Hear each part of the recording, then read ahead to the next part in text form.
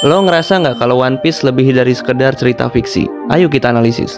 Buat yang nggak ngikutin One Piece mungkin bakal menganggap ini berlebihan. Tapi pernah nggak lo dengar ada pecandu narkoba yang berhenti agar bisa tetap hidup sampai One Piece tamat? Ada seseorang bernama Iman yang kecanduan narkoba sejak SD. Bahkan dia sampai kena HIV/AIDS gara-gara itu. Tapi dia bisa berhenti dari kecanduan itu karena One Piece.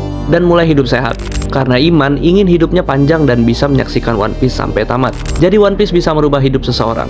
Buat gue pribadi, One Piece adalah komik pertama yang bikin gue suka baca. Gue ingat waktu itu gue baru masuk SD dan anime One Piece ada di TV. Gue suka nonton itu. Suatu hari gue ke toko buku dan di situ ada One Piece volume 10. Gue minta sama orang tua buat dibeliin itu karena penasaran kalau baca komiknya rasanya gimana. Sejak itu gue jadi ketagihan yang namanya membaca.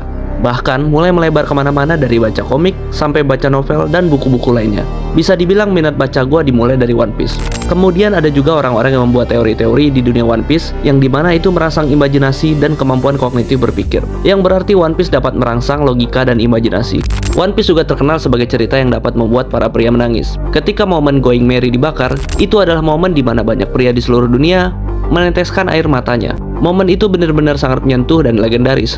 Jadi, selain kompleksitas cerita yang memuaskan logika untuk bermain, banyak juga momen yang menyentuh perasaan.